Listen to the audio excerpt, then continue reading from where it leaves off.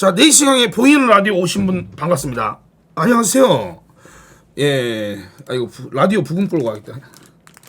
라디오 부금 없나? 안 잡히는 거. NCS 부금 해야 되나? 자,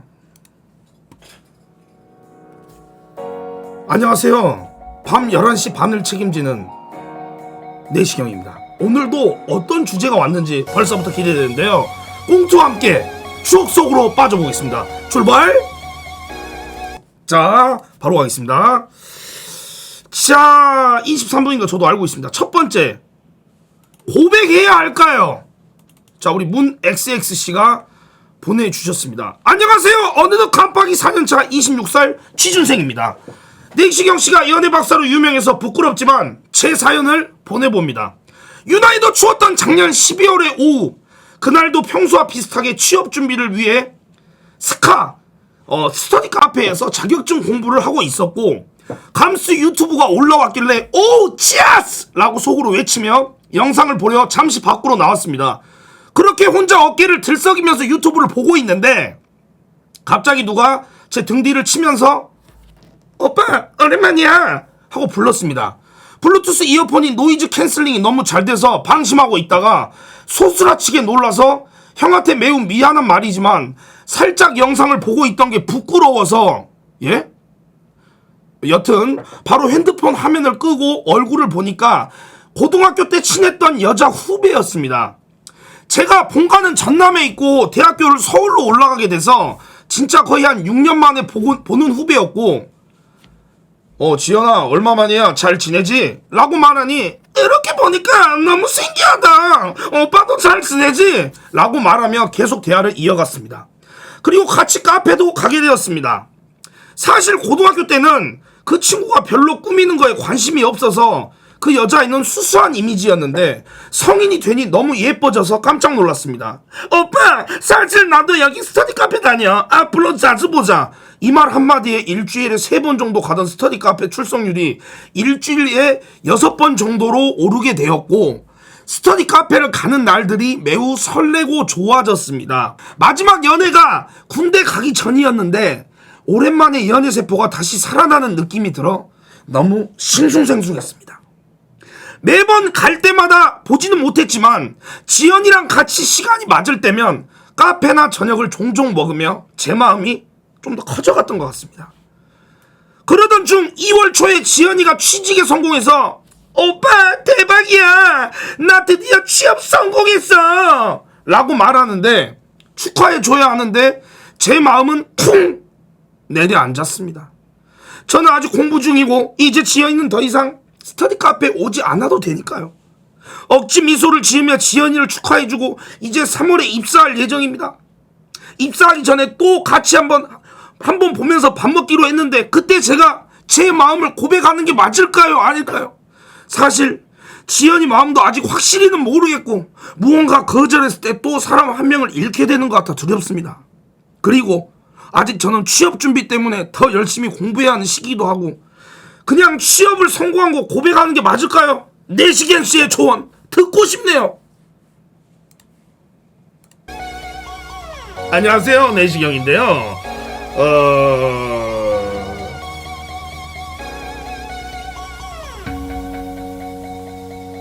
저는 이렇게 생각합니다. 후회하기 싫으면 질러라. 자, 지연이란 사람이 회사에 들어가면 이제 회사 사람들과 술 한잔 하면서 지연씨가 거기 회사에 있는 김대리도 만날 수 있고 이대리도 만날 수 있어요. 그러면 어떻게 되냐면, 지연씨 오늘 뭐 끝나고 뭐해? 네? 저 서류 정리할 게 있어서 내가 도와줄게. 오늘 밥 한 끼 하는 거 어때? 네? 안 돼. 바로 가. 그 대신 막 너무 적극적으로 하지 말고 살짝 마음을 한번 표하는 것도 괜찮을 것 같아. 내가 봤을 때는. 맞죠? 맞잖아. 그리고 내가 이걸 생각해봐. 당신이 카톡을 보냈을 때 지연씨가 답장이 빠르게 온다, 아니면 일하는 것까지 생각해서 한 그래도 6시간 안에 온다, 그러면 약간 내가 봤을 때 그린라이트, 어느 정도 호감이 있다는 거예요. 근데 막 답장 3일 뒤에 오고 지금 뭐해? 그러면 지연씨가 이러고 있으면 아 씨발 새끼 또 카톡 왔네. 아 씨발. 아 X같네 진짜로. 왜냐하면 여자들은 보통 핸드폰을 달고 살아요. 남자도 마찬가지고. 예. 그래서 보통 카톡이 옵니다. 인스타 보면서. 근데 만약에 마음에 드는 남자가 있으면 오케이. 그래도 살짝 튕겨야지. 예. 바쁘다고 해야겠다. 이게 맞는데 만약 우리 우리 사연 보내신 분이 싫으면 어떻게 하냐면 아 개새끼 이거 존나 짜증나게 하네. 한 3일 정도 씹으면 이제 대충 눈치채겠지. 오케이? 이러게 된단 말이야. 그렇기 때문에 어차피 후회할 거 한번 질러봐라. 고백을 해보십시오. 저는 그렇게 생각합니다. 예? 그게 맞아. 아셨죠? 후회하지 마십시오. 첫 번째 고백해야 할까요? 문 XXC의 사연이었습니다. 자, 이거는 어떻게 보면 약간 약한 사연일 수도 있죠. 그냥 저한테 물어보는 사연이었습니다. 후회하지 말고 질러라. 왜냐면 나중에 고백 안 했다가 지연 씨가 다른 남자랑 손잡고 가는 모습 보면 어떻게 되냐면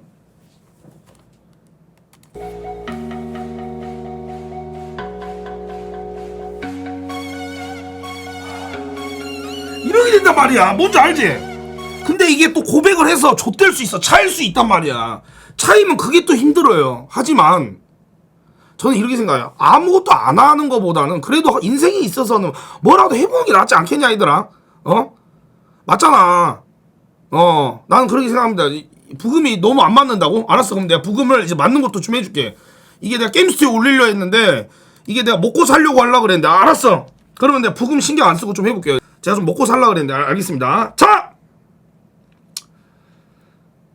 군대에서 아이언맨을 만난 썰이요? 안녕하세요. 인지기 형이 해주는 군대 썰을 재밌게 들어 저도 하나 풀어보려 합니다. 한 번은 이런 일이 있었어요. 제 부대는 취사장 이모와 취사병들의 노고로 밥이 정말 맛있습니다. 하지만 큰 고질병이 있었죠. 그건 바로 취사장 하수로의 오랜 사용으로 기름때나 음식물 찌꺼기가 쌓여서 하수로를 막아 취사장 배수로가 역류되는 것이었습니다. 그것을 본 저의 행복한님은 고심 끝에 하수구를 뚫은 전문화사 1명 포함 정예 멤버 3인을 선정했습니다. 그중 저도 있었고요. 하수구를 뚫는 작업은 필연적으로 하수구 오물이 전투복에 묻기 때문에 버리는 생활복과 슬리퍼를 신고 작업을 진행해야 했습니다. 저희 하수구 특공대는 꽉꽉 막힌 하수구를 뚫기 위해 아주 긴 플라스틱으로 된 얇은 배관을 묶어 하수구를 존나게 쑤셔댔습니다. 하지만 상태가 좋아지진 않았죠. 진전이 없는 하수구 특공대를 보자 행복한님은 특단의 조치를 내렸습니다.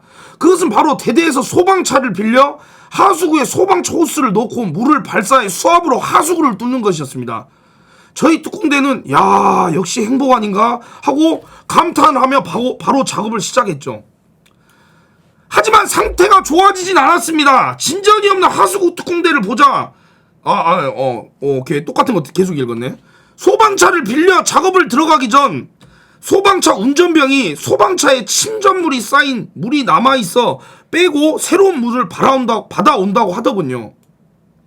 그래서 저희 하수구 특공대 3명과 전문화사 1분은 물을 빼기 위해 나란히 소방호스를 잡았습니다. 소방호스를 꽉 잡은 우리를 확인한 소방차 운전병은 엑셀을 꾹 밟았죠. 그때였습니다. 생전 느껴보지 못한 그 압박감. 소방호스가 제 호스처럼 단단하게 팽창하더니 저희 특공대를 아주 강하게 뒤로 밀어냈습니다. 그에 너무나도 당황한 저는 호스에서 손을 놓고 말았죠.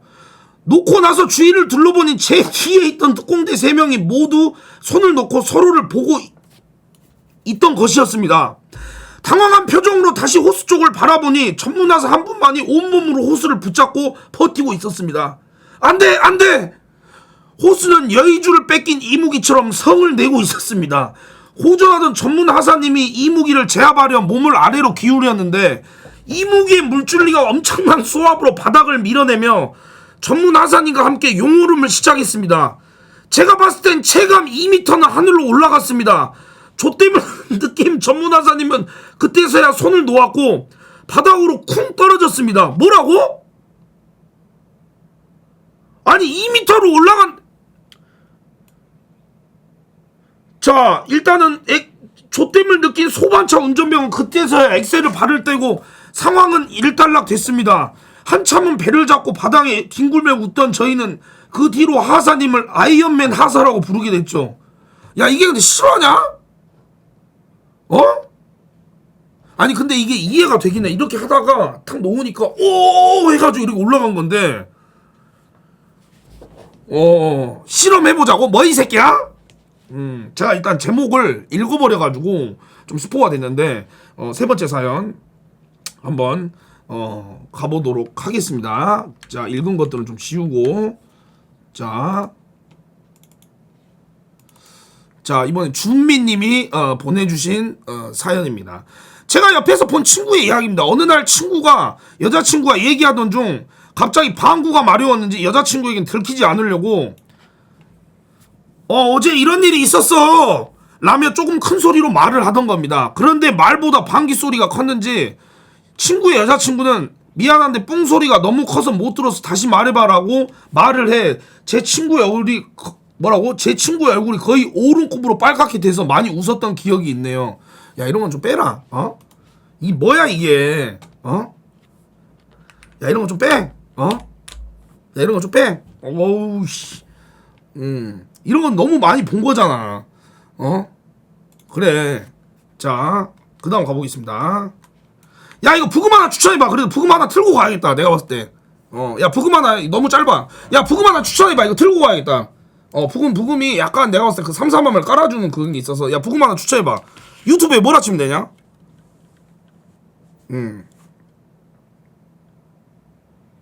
컬트쇼 부금? 아, 짱구는 안 돼. 짱구는 안 돼.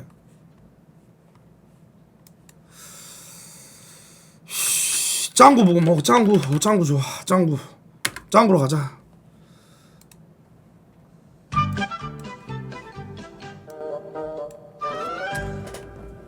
제 이야기가 아닌 지인분의 이야기입니다. 지인분께 들은 1인칭 방식대로 작성했습니다. 제가 겪은 게 아니다 보니 각색이 조금 되어 있을 수도 있습니다. 제목 아래층 아지매. 이 이야기는 제가 신혼 초기에 달달한 시간을 보내던 어느 날에 있었던 실제 이야기입니다. 띵송. 야, 무슨 소리야? 누구 왔나 본데 나가봐. 아, 귀찮은데. 누구세요? 여자. 아니, 저기 문 좀 열어보세요. 아니, 누구신데요? 아니, 얼굴 보고 얘기해. 문 좀 열어보시라고. 아니, 그 누구냐고요? 아니, 뭐 때문에 그러는데요? 아니, 문 좀 열어보세요. 아니, 누구시냐고요? 문 좀 열어보시라고요. 아, 참 이상하네. 아니, 짜증나게. 누구야 이거? 아니, 여보, 뭐 때문에 그래? 아니, 모르겠어. 아니, 문 좀 열래. 아니, 문 좀 열어보세요. 아니, 그니까 누구시냐고요? 아래층이에요. 아래층? 아니, 이 시간에 왜 온 거야? 여보, 일단 열어봐.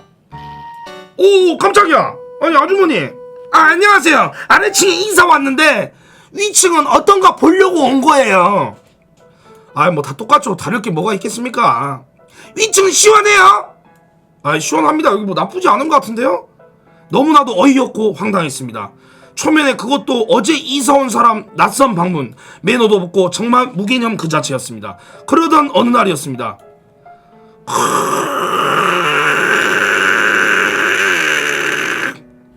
A 어린 목소리, B 성인 목소리.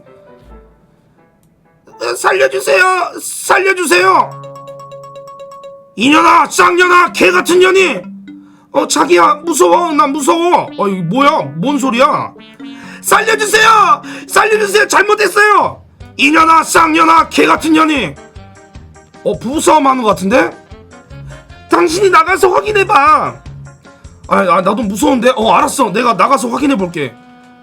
여기 같은데 경찰에 신고해야 되나? 왜 아무도 안 오지? 일단 올라가자.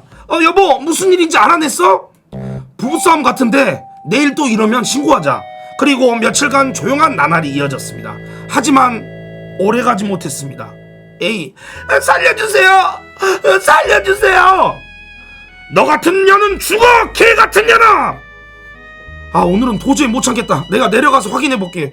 여보, 조심해. 콩콩콩. 예, 여보세요. 문 좀 열어보세요. 밑에 집 아줌마. 아니 왜요? 아니 안에서 싸우는 소리가 들리는데 무슨 일 있어요? 아니요? 싸우는 소리? 아, 그 싸우는 소리 여기 밑에 주차장에서 남자랑 여자랑 싸워서 나는 소리예요. 아, 그래요? 아니 근데 여기 혼잣말이거든. 문 밖에 소주가 왜 이렇게 많지? 그렇게 또 며칠이 지났습니다. 시간을 가리지 않는 비명과 절규는 일상생활이 불가능할 정도였습니다. 저희가 이사 온 환경은 정말 좋았습니다. 자연 친화적인 주변의 공허가 산, 그리고 인적이 드문 소음 없는 그런 곳이었습니다. 그래서 그런 층간소음은 정말 치명적이었습니다. 그렇게 지옥 같은 나날이 지난 어느 날이었습니다. 아유, 맛있는 것도 샀겠다. 올라가서 과자 먹으면서 애니 봐야지. 큐. 여자애가 왜 계단에 있지? 여기 사는 애인가? 여보, 마실 거 사왔어? 아니 당연히 사왔지. 아니 근데 올라오는데 아래층 계단에 처음 보는 여자애 앉아있더라. 아래층에 사는 그 애인가? 그때였습니다. 엄마. 오! 이게 무슨 소리야? 저희 와이프와 저는 깜짝 놀랐습니다. 엄마! 전 문 앞에 얼어 있었어요. 전에 말한 것처럼. 그러나 이곳은 너무 조용한 곳이라 작은 소음, 그리고 복도에서 말하는 게 거실로 다 들립니다. 그 며칠 정도 계속 저희 이사하는 날까지 계속 한낮에 아이가 엄마를 부르는 목소리 계속 들렸습니다. 그리고 전 그 아이에게 복도에서 엄마를 목 놓아 부르는지 알게 되었습니다. 엄마! 들어와 빨리! 아니 저 아이가 저기 사는 애 맞네. 엄마를 부른 게 열쇠가 없어서 그런 건가? 그렇습니다. 아이는 열쇠가 없던 것이었습니다. 그리고 그 집은 누구나 다 있는 초인종이 떼어져 있습니다. 전화로조차 엄마를 부를 수 없었던 것입니다. 그렇게 또 며칠이 지났습니다. 아니 여보, 무슨 소리야? 무서워. 아니 이 늦은 밤에 뭐야? 아 씨발, 도저히 안 되겠다. 이건 경찰 불러야겠어. 잠시 후 경찰이 왔습니다. 아래층 이야기를 전했고 경찰은 아래층에 방문했습니다. 전 문을 살짝 열고 아래층에 귀를 기울였습니다. 그리고 경찰은 철수했습니다. 잠시 후 문을 두드리는 소리가 들렸습니다. 쿵쿵쿵쿵쿵쿵쿵쿵쿵. Do you wanna be a snowman? 아니 누구세요? 아니 경찰입니다. 문 좀 열어주세요. 예? 무슨 일이세요? 일단 저희가 이야기를 잘 전했고요. 근데 저분이 여기 이사를 왔습니다. 예? 무슨 말이세요? 경찰. 아닙니다. 이런 일 있으시면 또 연락 주시고요. 직접 개입은 하지 말아주세요. 남편. 아니 누굴 때리던데요? 경찰. 일단 본인이 아니라고 하니까 경찰이 돌아간 후 우리는 침대에 다시 누웠습니다. 이제 경찰이 갔으니 당연 조용하리라 생각했고요. 쿵쿵쿵쿵쿵쿵. 아니 누구세요? 여자. 문 좀 열어보세요. 남편. 네? 아줌마. 아니 문 좀 열어보시라고요. 아래층이에요. 남편. 아니 무슨 일이에요? 아줌마. 아니 경찰에 신고하셨죠? 아니요. 경찰이요? 경찰이 왔었나요? 아줌마. 여기서 신고했잖아요. 남편. 아니에요. 무슨 말이세요? 아줌마. 신고하셨잖아요. 남편. 안 했습니다. 저희 자고 있었어요. 아줌마. 여기 말고는 신고할 곳이 없을 텐데 신고했잖아요. 남편. 아니 경찰이 왔었나요? 저는 너무 두려운 나머지 거짓말을 했습니다. 저는 제 기지의 발휘 위기를 모면했습니다. 그렇게 아래층 아줌마는 돌아갔습니다. 너무 무서웠습니다. 그렇게 경찰이 왔었으니 이젠 조용해지겠지 했으나 정말 잊을 수 없는 그 사건이 터지고야 말았습니다. 또 한 번 경찰이 출동했고 이번에는 형사분이 연락을 왔습니다. 물론 신고는 저희가 했습니다. 정말 신고는 안 할 수 없었습니다. 형사분이 전화로 이런 얘기를 했습니다. 형사, 아니 혹시 지금 불 켜고 계세요? 남편? 네? 예, 불 켜고 있습니다. 형사, 지금 당장 불을 끄십시오. 남편? 네? 형사, 지금 아래층 아주머니가 1층에 계신데 불 켜진 집을 찾고 있습니다. 정말 무서웠습니다. 아래층 아줌마는 신고한 집을 찾고 있었던 겁니다.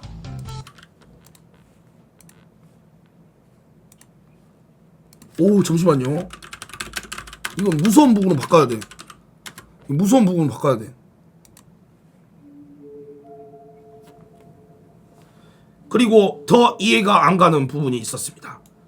폭행을 당하는 건지 알 수 없지만 그 집에 딱 씨발 경찰에게 대들기까지 했습니다. 주거 침입으로 신고를 하겠다고 해도, 나가라고 해도 건물이 흔들릴 정도로 소리쳤습니다. 누가 신고하냐면 그럴 일 없다고 말이죠. 그리고 며칠 뒤 전 낮에 1층에서 햇살을 쐬고 있었는데 햇빛이 좋아서 고개를 들어 우리 집 건물을 바라봤고 전 그대로 굳어버릴 수밖에 없었습니다. 아래층 아줌마가 창문으로 저를 쳐다보고 있었던 겁니다. 전 그대로 얼어 핸드폰을 보는 척하며 그 자리를 벗어났습니다. 저의 착각이를 바랬습니다. 그 후로 저희 이사가기 일주일 전 있었던 일입니다. 띵동 띵동, 아래층입니다. 예, 무슨 일이세요? 이사가 간다고 들었는데 언제 가요? 아, 이사 가는 걸 어떻게 하세요? 이사 간다고 들었는데? 아니 그게 아니라 언제 가요? 아니 곧 가기는 가는데요. 그러면 우리랑 날짜를 맞춰요. 네? 저희도 이사를 갈까 해서요. 근데 어디로 가요? 지인분은 이 이야기가 거짓말이었으면 좋겠다고 하셨고 그곳을 벗어나 행복하게 잘 살고 계십니다. 지인분의 이야기 끝. 야 여기서 이렇게 너무 허무한데? 아 뭐야, 아니, 뭐 있는 줄 알았는데 왜 이렇게. 아 이거 열린 기업말로 끝나버리면 어떡해. 아 진짜 이렇게 끝났어. 아씨, 아니 이거 재벌집 막내 아들이네. 이걸 이렇게 끝낸다고? 아 존나 빡세게 갔는데 아 이게 이렇게 끝난다고?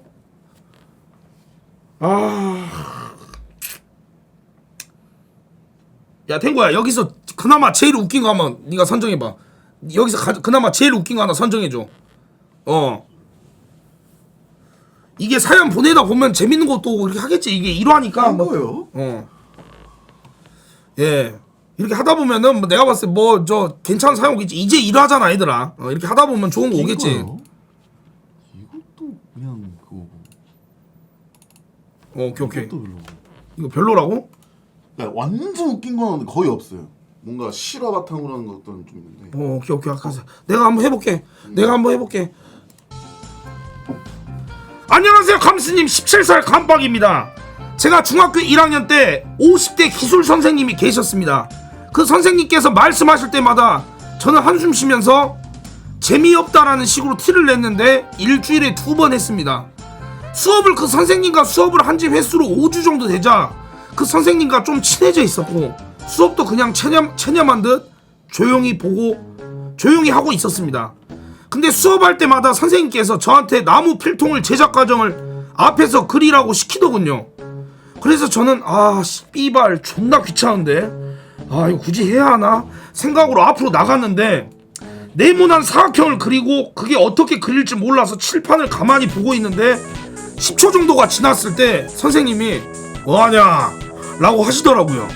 그래서 저는 그림 그리는데요? 라고 했습니다. 그때 저희 반 여자애가 쟤 뭐해 친구들에게 물타기를 하고 있었습니다. 그때 저는 그 순간 개빡쳐서 그 여자애를 5초 동안 이발년 쳐다보고 다시 그림을 그리기 시작했는데 분필을 들자마자 기술 선생님이 야 넌 하지 마라, 뭐 그리지도 모르면서 왜 나온 거야?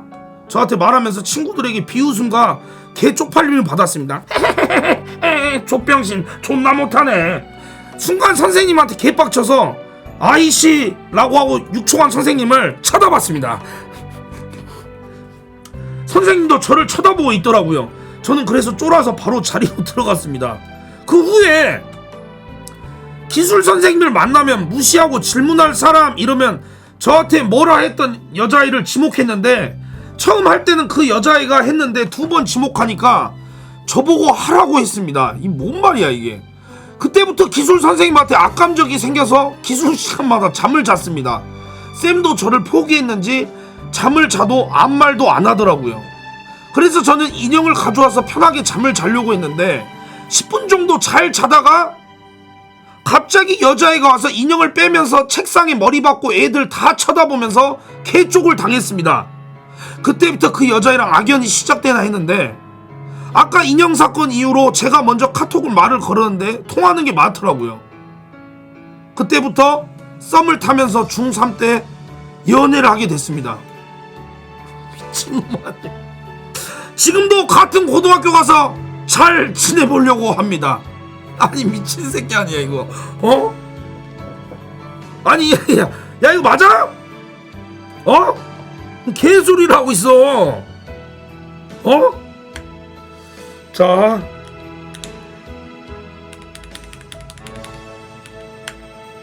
자 이거 좀 재밌을 것 같네. 안녕하세요. 이 썰은 지금으로부터 4년 전에 제가 중학교 2학년 때 당시에 있었던 썰입니다. 중2 당시 원래 제가 배가 자주 아픈 편이라 화장실을 자주 갔습니다.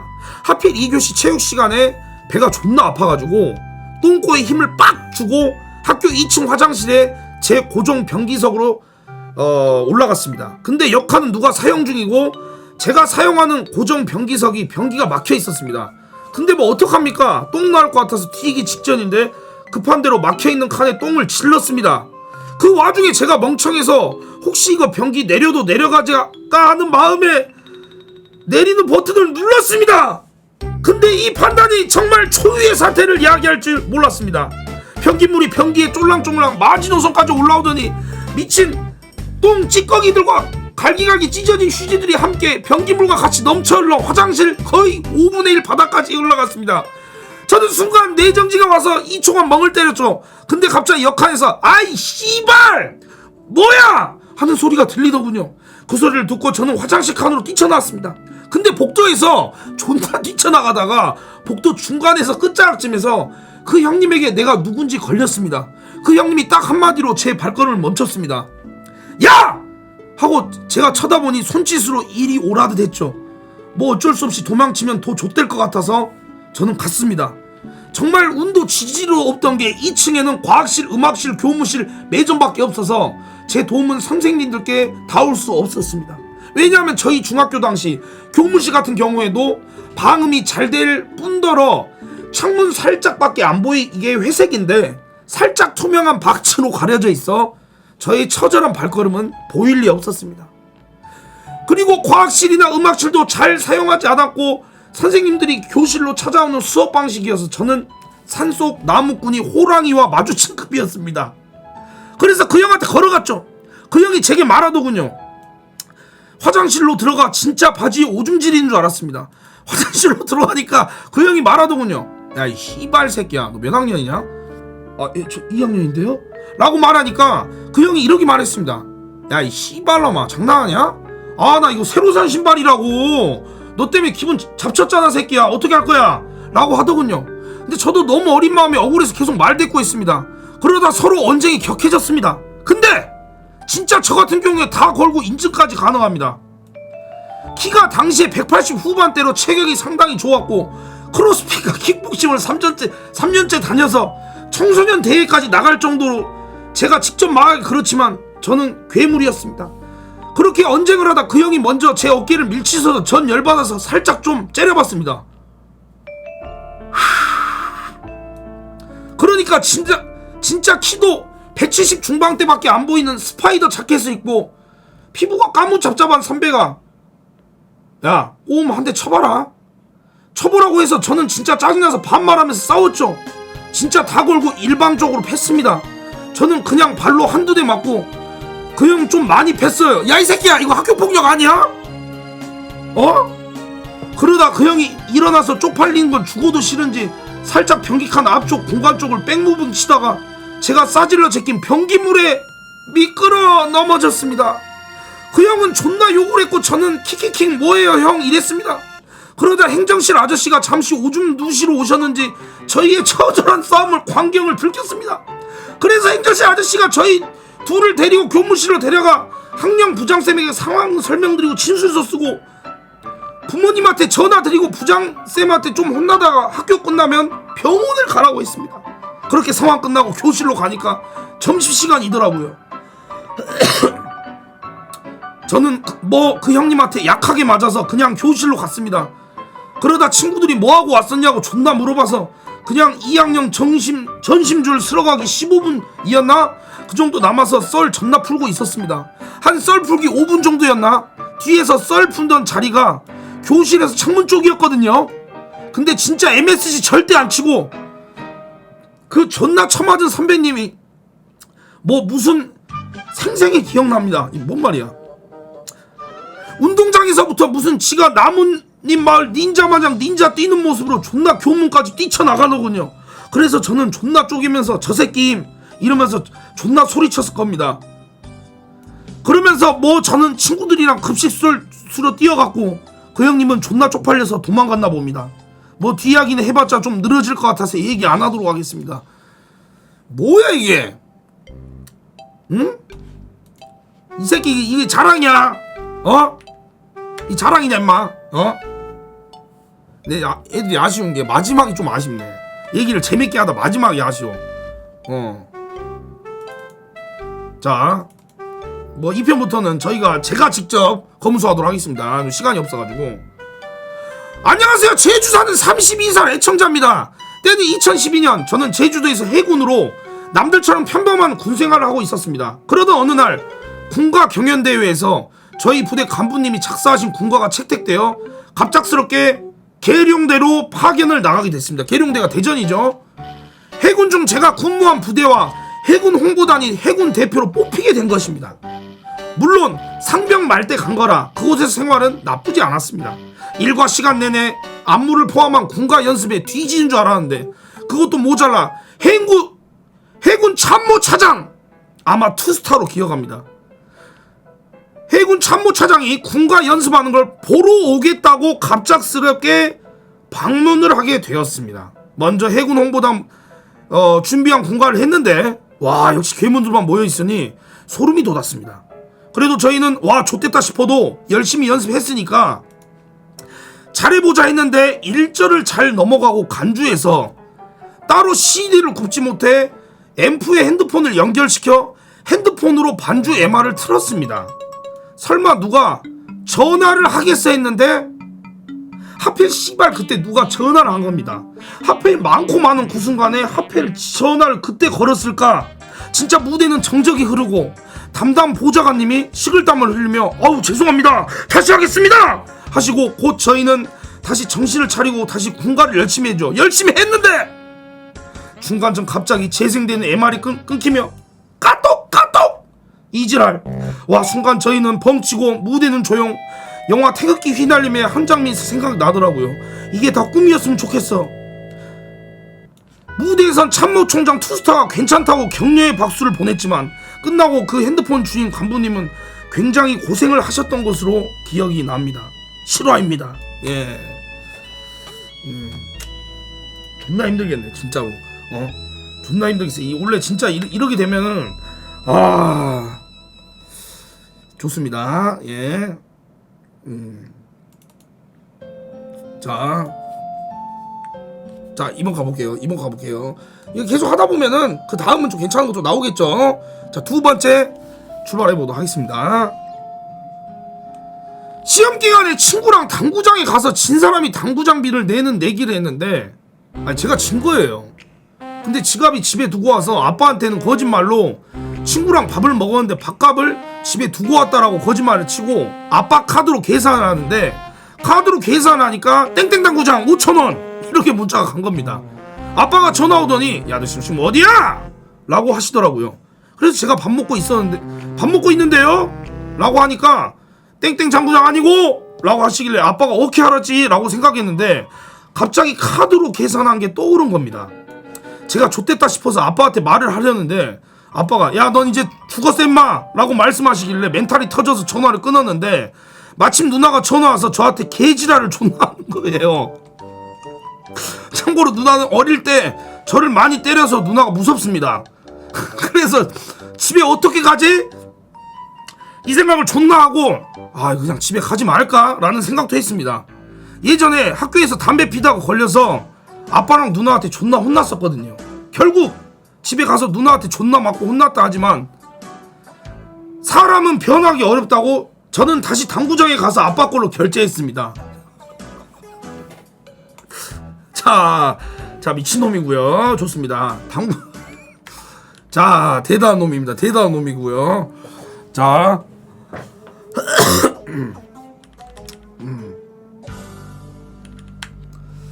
자 제가 이번에 형님에게 쪽지로 유튜브 매니저를 신청했습니다. 그때 제가 어떠한 유튜브 매니저를 해본 적이 없는데 통제를 잘해서였나? 유튜버한테 칭찬을 받은 적이 있다고 보냈어요 형님. 그때 그 사연을 풀어드리려고 합니다. 그때는 2020년 정확하게는 모르지만 6월쯤이었어요. 제가 어떠한 유튜버를 굉장히 좋아해서 그 유튜버 생방송에 보고 돈에도 쏘고 그래서 좀 친해졌습니다. 근데 그 유튜버님 방송을 매주 안 빠뜨리고 보았는데 그 유튜버는 시그니처가 가면을 쓰시는 거거든요. 근데 언제부터인가 그 유튜버님 집에서 제가 형에게 주었던 물건들이 보였습니다. 잠시만요. 저는 뭔가 이상했지만 그냥 넘어갔습니다. 그 유튜버가 방송을 안 할 때면 형이 저희 집에 있었습니다. 그래서 뭐지? 이런 생각을 하기도 했지만 그냥 형이 꼴리고 싶은 대로 와서겠지. 근데 여기서부터 진짜 빼박이다 싶더라고요. 제가 형 자취방을 가본 적이 한 번도 없었거든요. 자기 친형. 난 또 나만 한 줄 알았네. 근데 엄마랑 같이 형 자취방에 반찬이랑 생활용품을 주러 갔는데 이게 뭐람? 형 방에 방송인처럼 싹 꾸며져 있어서 바로 형 컴퓨터를 켰는데 비번이 걸려 있었어요. 근데 곰곰이 생각해 보려 하는데 엄마가 이제 가자라고 하셨는데 저는 이 사건을 풀고 싶어서 엄마 먼저 가 라고 하는 2시간인가 3시간 컴퓨터를 붙잡고 생각하다가 갑자기 현관에서 삑삑 삐리릭 또로롱 이런 소리가 들려서 저도 모르게 형 장롱 안으로 숨어서 장롱 안 문틈 사이로 지켜보았는데 형이 알바를 뛰고 들어와 씻고 바로 자겠구나. 잘 때 몰래 나가자라 생각했는데 이게 뭐냐면 형이 갑자기 배그 킬 내기를 했습니다. 근데 충격적인 게 24시간 노방종. 그날이 금요일이어서 형이 토요일 알바를 안 뛰어서 24시간 노방종을 했던 것 같아요. 저는 너무 힘들고 졸려서 저도 모르게 3시간 동안 자버렸는데 형이 자고 있었습니다. 이때다 싶어서 나가려고 하는 생각은 했으나 생방이 켜져 있는데 어떡해요. 그냥 장롱에서 24시간 기다릴 수밖에 없는 게. 그래서 그냥 기다렸습니다. 근데 갑자기 형이 방송 끝나자마자 무언가를 들고 화장실에 가더라고요. 갑자기 화장실에서 찌걱찌걱 앙앙 물음표. 저는 그때 너무 웃겨서 웃음을 참다 뒤질 뻔했습니다. 그때 들고 간 게 오나홀인가 휴지인가 뭔지 잘 모르겠지만 여기서부터 저희 형 사생활을 지켜 싶어서 말하지 않겠습니다. 형이 화장실에서 나온 후 친구와 전화를 해서 어디 노래방에서 만나자 해서 저는 너무 기분 좋은 나머지 장롱 안에서 짜스! 라고 외쳐버렸습니다. 근데 여기서 진짜 주작이 아니라 저희 형이 그때 스티형 방송에서 샷건 치는 거 보고 있어서 제 소리가 묻혔습니다. 개지랄하고 있네. 다행히 형이 나가고 저는 장롱에서 나와 형 지갑에서 3만원을 떼면서 근처 편의점을 먹을 걸 사 먹었습니다. 근데 여기서 시청자분들이 왜 엄마는 자식이 안 오는데 신고를 안 했냐고 하신 분들도 있을 수 있어서 저는 그때 형네 집에서 자고 간다고 말해서 엄마가 자고 오라 말했습니다. 그때는 형한테 허락을 받지 않았고 자긴 잤잖아요. 형 자취방 장롱에서 자긴 했으니까 넘어갔죠. 오 비감 짜스. 아니 그 형이 누군데? 아니 애들이 근데 전체적으로 재밌는데 마무리가 아쉽다.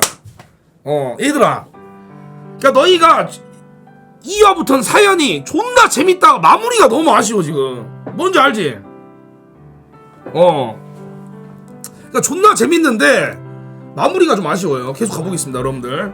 안녕하세요 감스님. 저는 전북에 사는 이상민입니다. 방송에서 말해도 됩니다. 저는 감스님의 방송을 본지 어느덧 4년이 되어가고 있는 시청자입니다. 굿즈도 팔길래 굿즈도 사고 투네까지 쏜 팬이에요. 저는 감스님을 처음 알 때가 2019년이었는데 그때 어떻게 처음 봤냐면 유튜브에서 포병지 영상을 계속 추천하길래 차단하고 있었는데 포병지를 차단했더니 웬 사진에 있는 영상을 계속 추천하더라고요. 그래서 봤는데 너무 재밌어서 팬이 돼 있습니다. 저는 감스님을 친구들 아는 지인한테 추천하고 심지어 제 동생한테도 추천했는데 꺼지라는 반응을 보였습니다. 그래서 동생한테 도발의 의미로 감스님 옛날 사진을 보냈는데 차단받길래 사과하고 결국 차단을 다시 풀어줬습니다. 암튼 저는 그때 나이가 16살 때였어요. 저는 스티님을 영접하기 위해서 아프리카를 설치했었는데 방송국을 가보니까 휴명 상태였더라고요. 그래서 저장 용량만 많길래 아프리카를 지웠습니다. 시간이 흘러 저는 스티님이 잊혀져 갈 때 모두의 마을 카페에서 속보 감스 복귀함 글을 봐서 내가 알던 감스가 돌아왔나 생각해서 아프리카를 깔았는데 진짜더라고요. 그래서 황급히 아프리카 검색창에 감스를 치고 생방에 하길래 생방을 봤는데 웬 이상한 사람이 죄송합니다 하는 것이었습니다. 저는 당황해서 아프리카 팝업 모드를 하고 네이버에 감스를 쳐서 비교해봤는데 감스가 대리를 불러서 사과시켰나 라고 생각했습니다. 아니더라고요. 16살 때 그때 저는 감스라는 사람을 본격적으로 알게 되었습니다. 그때 당시 EPL 중계도 하고 피파 방송도 재밌어서 중학생 때 시절인데도 밤을 샐 정도로 재밌었던 것 같은 해였습니다. 예? 야 얘들아 근데 18년 때 EPL 중계권이 있었냐?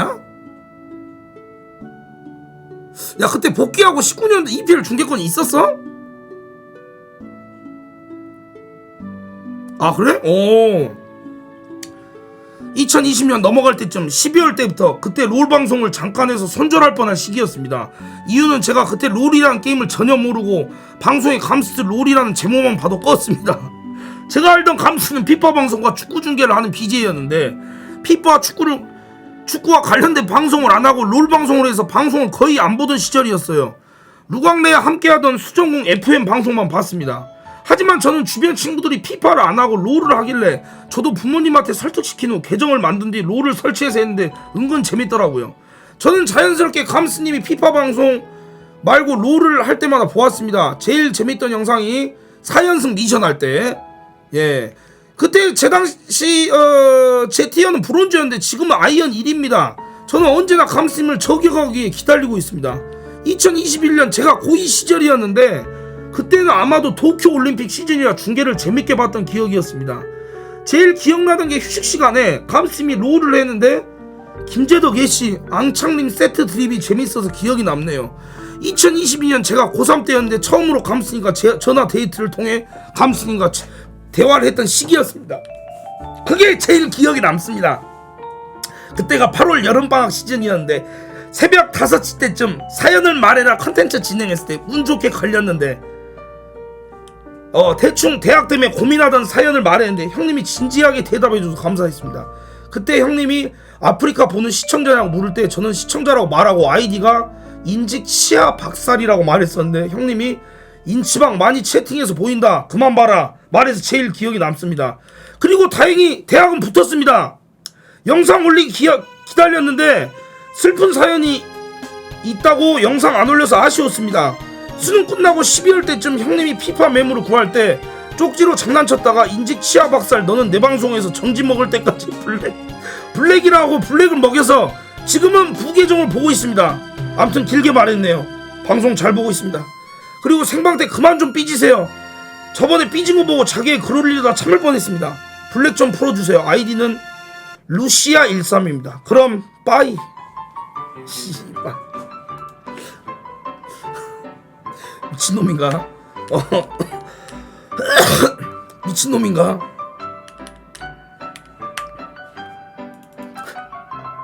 꿈을 꾸었는데 용 3마리가 승차받는 꿈을 꾸었다. 그래서 일어나자마자 복권을 샀는데 다 꽝이었고 낙심하며 집에 가는 길에 너구리를 사서 집에 들어갔는데 다시 3개가 들어있었다. 다시다를 보자마자 속으로 씨발 이건 아니잖아 하면서 그 이후로 다시는 너구리를 안 먹었다. 씨발 이게 제일 웃기네 오늘. 아니 이게 제일 웃긴데 오늘.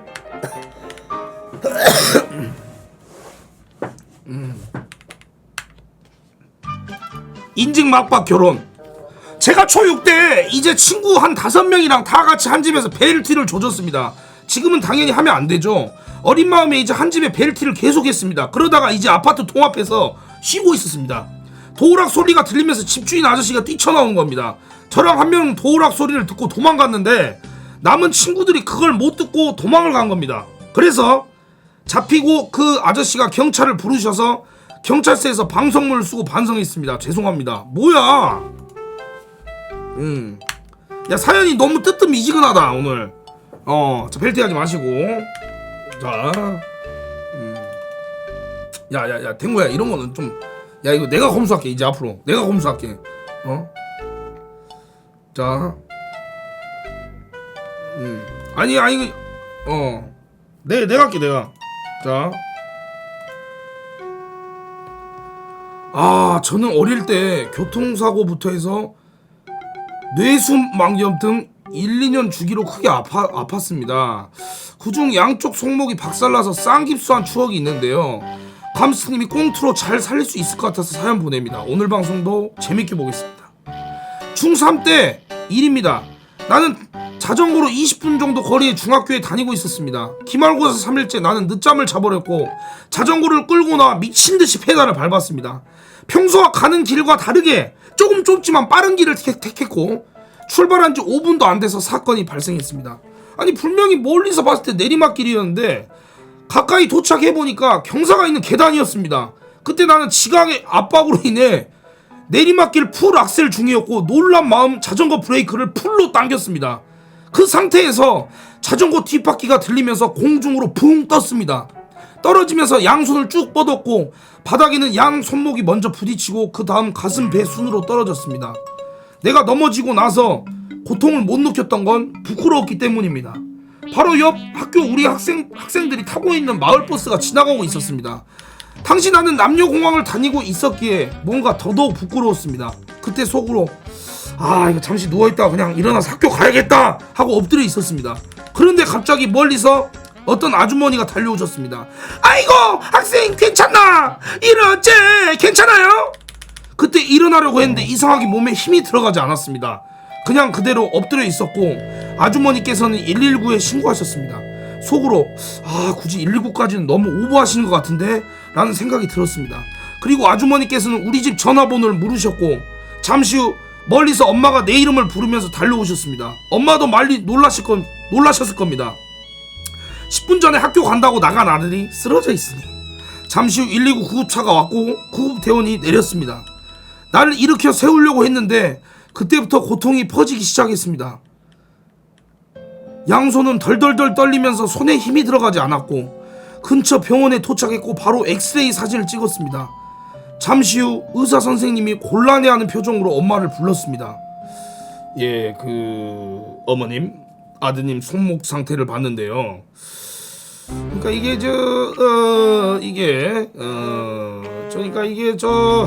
그리고 엄마는 무언가 충격에 빠지는 듯한 표정이었습니다. 잠시 후 의사 선생님이 누워있는 내 곁으로 다가왔고 의사 선생님이 뒤로 권장 아저씨 3명 정도 서 있었습니다. 아저씨들은 의사 가운을 입고 계셨지만 가운 안에 삿발을 입고 계셨을 것 같을 정도로 덩치가 컸습니다. 그만큼 한 덩치 하셨고요. 그리고 의사 선생님이 말씀하셨습니다. 학생, 그 사람 손목뼈가 2개로 나뉘어져 있습니다. 그런데 학생은 그 손목뼈가 1개씩만 부서졌어요. 이대로 깁스해버리면 한쪽 손목이 붙을 동안 다른 쪽 손목은 성장해서 밸런스가 무너집니다. 여기서부터 나는 뭔가 잘못되었다는 걸 깨달았습니다.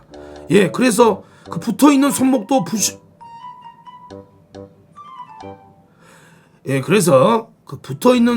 부셔야 됩니다. 내가 지금껏 살아오면서 가장 큰 공포를 느꼈던 순간이었습니다. 그래도 속으로는 그래도 마취해서 물리치료 도구 같은 장비를 해주시겠지 하며 멘탈을 잡았습니다. 그 순간 사빠 아저씨 3명이 내 팔과 다리를 꽉 잡았습니다. 그리고 의사 선생님이 내 한 손 팔목을 잡으면서 말씀하셨습니다. 금방 끝낼 테니까 조금만 참아요. 그리고 내 손목을 뒤로 꺾었습니다. 10초도 안 돼서 뿌드득 소리와 함께 손목 안에 뼈가 부서지는 느낌이 들었습니다. 나는 콧물 범벅이 되어 울고 있었고 의사 선생님은 잘 참았다고 칭찬해 주셨습니다. 문제는 사람의 손은 2개다. 나머지 손목도 나지막히 잡으시면서 다 왔어요 라는 의사 선생님의 말과 함께 나는 2차 샤우팅을 발사했다. 그렇게 나는 나머지 손목을 박살나고 쌍깁스를 장착했습니다. 의사 선생님께서는 의사생활 20년 만에 나 같은 환자는 처음 본다 했습니다. 여튼 나는 택시를 타고 학교에 도착했고 이미 이 상태로 학교로 갔다고? 야 이거 맞아? 진짜야? 쌍깁스를 한 채 교무실로 들어섰고 선생님도 충격에 빠지신 듯했습니다. 그래도 학교에서 배려를 해주셔서 기말고사를 볼 수 있었습니다. 하지만 손목이 뽀주시는 고문 아니 치료를 받고 온 뒤라 그리 눈에 들어오지 않았고 기말고사는 시원하게 말아먹었습니다. 지금 내 기억으로는 2-3개월이 지나서 깁스를 풀었던 것 같습니다. 그때 내 팔에서 이런 쓰레기 같은 냄새 아니 향기로울 정도로 더러운 악취가 났습니다. 집에서 엄마가 때밀이로 조심스럽게 팔에 있는 때를 밀어주셨는데 뱀이 허물을 벗듯 때가 떨어져 나갔습니다. 정말 시원했던 것 같습니다. 혹시나 돌팔이 병원으로 생각할 수 있는데요. 그 당시 동네에서 제일 큰 병원 응급실에서 진료받았습니다. 와 아니 진짜야. 야 씨 너무 힘들겠는데?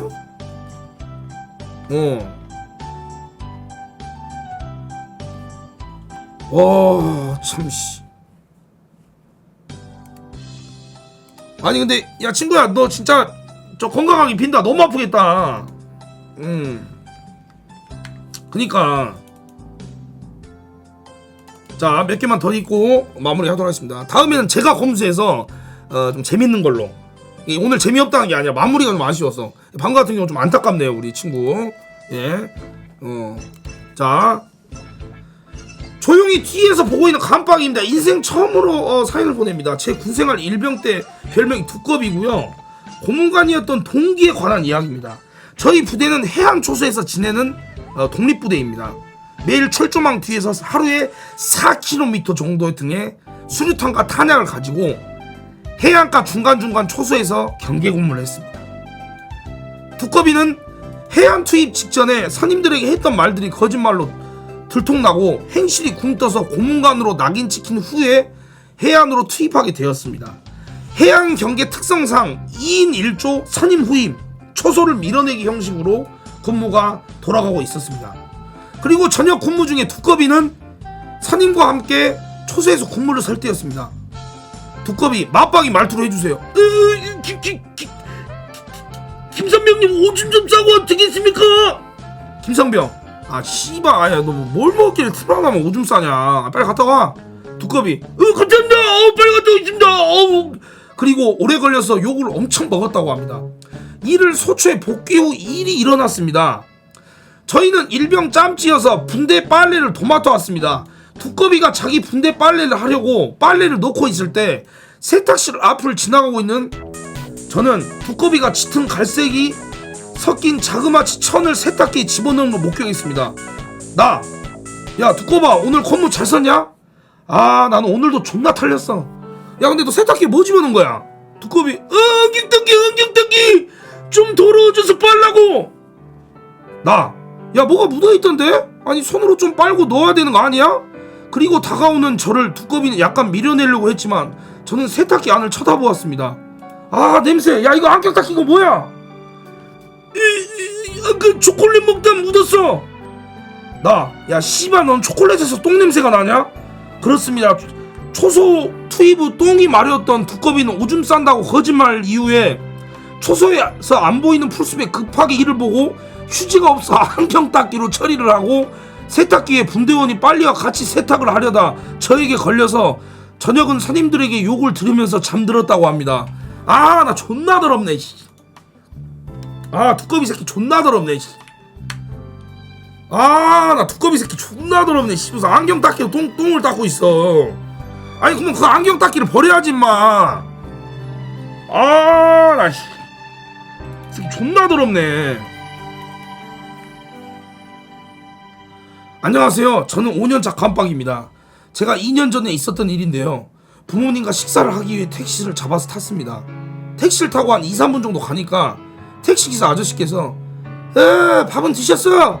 라고 이러시길래 저는 예 저 지금 부모님이랑 먹으려고 합니다 라고 대답했고 택시 아저씨께서는 오늘 좀 벌었어? 네 요즘 너무 힘들어 라고 하셨습니다. 그래서 저는 네 좀 요즘 코로나 때문에 많이 힘들죠 라고 대답하였고 이 새끼 주작 같은데 이거. 아저씨께서는 갑자기 그래 다음에 보면 밥 사 이러시길래 제가 예? 라고 말했고 아저씨가 반응이 없자 다시 한번 예? 라고 물었습니다. 그러자 아저씨는 귀에 있는 블루투스 이어폰을 전화를 끄시면서 저에게 이렇게 말했습니다. 손님한테 말한 거 아니에요. 갑자기 저는 너무 부끄러워졌고 그렇게 몇십 분 동안 어색한 공기가 흐르는 택시 안에 있었답니다. 끝. 아우 뭐야 씨. 아우 씨.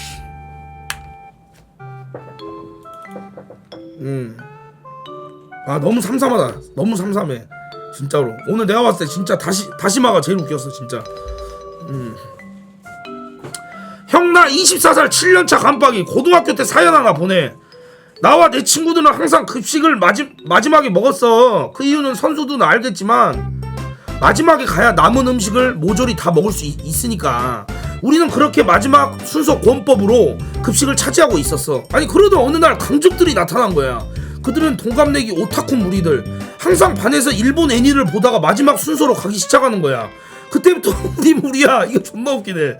오타쿠 무리는 매일 신경전을 펼치기 시작했어. 참다 못해 내 친구가 가서 전투를 걸었지. 야 이거 왜 이렇게 늦게 먹어? 그러니까 오타쿠들은 다들 야래 이지랄 하면서 맞받아쳤어. 우리는 끝없는 전체 끝에 일주일에 3일 우리가 마지막 이틀 오타쿠들이 마지막 이렇게 협상했어. 그 협상을 6일 순창 제일 급식 대협상이라고 부르고 있었지. 부르고 있지. 이게 끝이야? 아 존나 아쉽네. 아니 씨발 재밌다 끝나. 아 씨 여기서 끝이야. 여기서 끝. 아 존나 아쉽네. 아니 마지막이 삼삼하네. 초등학교 3학년 또는 4학년 때 사연입니다. 같은 반에 웃는 모습이 정말 예쁘던 여학생이 있었습니다. 어느 날 선생님께서 짝을 바꾸는데 여자들은 그대로 앉아있고 남자들은 앉고 싶은 자리에 가서 앉으세요. 너무나 쑥스럽고 진짜 부끄러웠습니다. 하지만 혹시라도 그녀의 옆자리를 애들한테 뺏길 것 같아서 재빨리 그 자리에 앉아있었습니다. 그리고 일부러 책상을 가운데 선을 긋고 넘어오면 안 돼! 하면서 얼굴 한 번이라도 보고 괴롭혀서 관심 받고 친구들이 야 너 걔 좋아하지? 그러면 아니라고 했었습니다. 티격태격 하다 보면 사이가 좋아지고 그러지 않으신가요? 언제부터였는지 사이가 좋아지고 대화하다가 무슨 캐릭터였는지 기억은 안 나지만 그 캐릭터가 양갈래 머리가 귀엽다고 했더니 다음날 좋아한 여학생이 양갈래 머리를 하고 온 게 생각이 납니다. 가기 싫은 학교에 왜 이리 설레고 가고 싶었었는지요. 어느 날 자리 바꾼다는 겁니다. 그의 옆자리에 앉고 싶었지만 친구들이 놀릴까봐 앉지 못했습니다. 한 달 정도 지나고 방과 후에 같이 놀면서 하는 말이 악발 헬스 때문에 치어나가야 해 라고 하는 겁니다. 기분이 매우 착잡했습니다. 며칠 뒤 그가 전학 가고 소식을 듣지 못했습니다. 그때 장난치고 많이 울리기도 했지만 사실 많이 좋아했었습니다. 만난 일이 있을까 모르겠지만 그때 추억 저만 기억하고 하지만 다시 만나게 된다면 얘기하고 싶네요. 오 소녀 씨발것. 안녕하세요 감스님. 식당 관리 운영 담당을 맡고 있는 공군 하사입니다. 제가 관리하고 있는 식당 조리 군무원분이 계시는데 어느 날 병사들이 돈가스를 튀기고 있다가 군무원분께서 본인 옛날 단체급식 쪽에서 일할 때를 얘기 들려주는데 거기에선 본사에서 물건을 납품받아서 조리를 했다고 합니다. 군무원분께서는 돈가스가 메뉴에 나와 튀기려는 찰나에 돈가스 봉지를 뜯고 기름솥에 부었는데 아니 이게 뭐람? 미트 햄머가 같이 나오는 겁니다. 아 미트 햄머는 돈가스를 존나 패서 얇게 해주는 귀여운 망치입니다. 그래서 저는 당황스러운 군무원분께서 본사에 전화를 했는데 여기 돈가스를 튀기려는데 돈가스 망치가 나왔습니다. 그랬더니 본사에서 돌아오는 말이 아 그게 거기 있었노? 어디 갔나 했는데 존나 찾았다 아이가. 그래 알았다 끊으라. 예 이랬답니다. 얼마나 웃은지 몰라요. 예 자 이렇게 또 보내주셨습니다. 감사드리고요.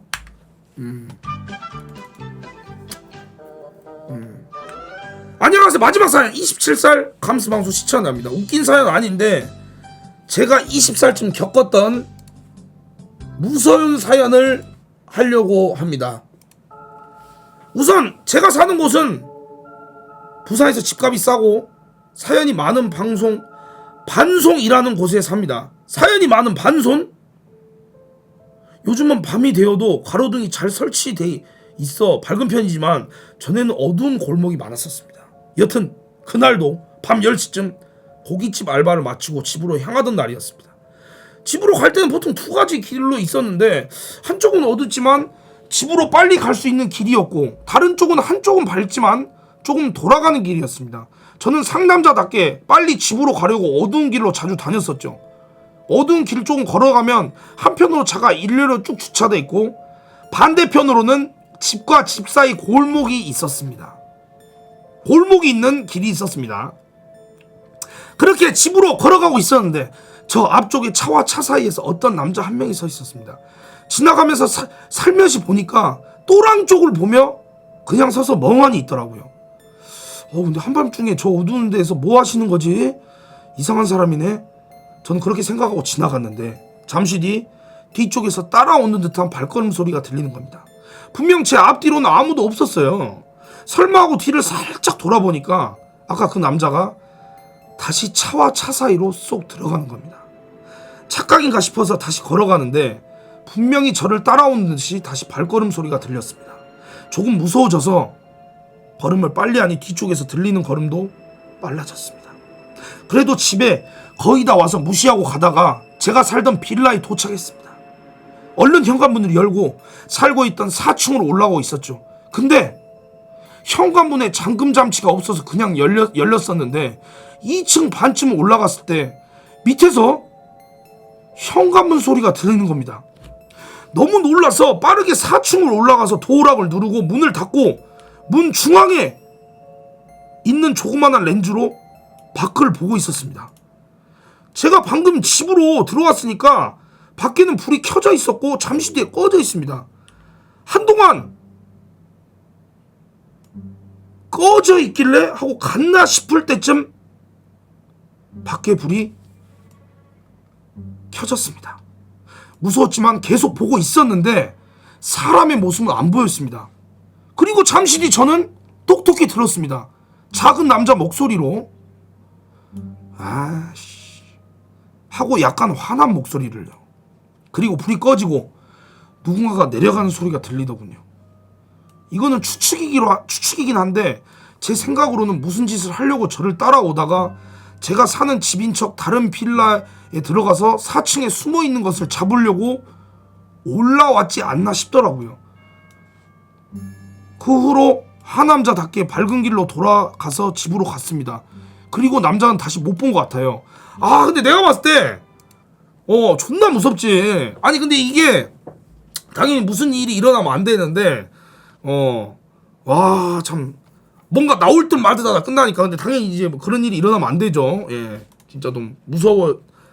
예, 같습니다, 여러분들. 예, 일단 제가 봤을 때 오늘 1탄 해봤는데 야 이제 내가 그거 할게. 2탄 할 때는 내가 그거에 대해서 보고 이렇게 해야 될 것 같아요. 왜냐면 이게 보니까 여러분들 너무 사연 자체가 약간 그런 게 많아요. 좀 뭐라 해야 되지? 좀 뭐라 해야 되지? 좀 약간 가다가 중간에 좀 아쉬운 사연들이 좀 몇 개씩 있네. 그런 게 좀 있어가지고 좋습니다. 예, 일단은 저도 좀 즐거웠고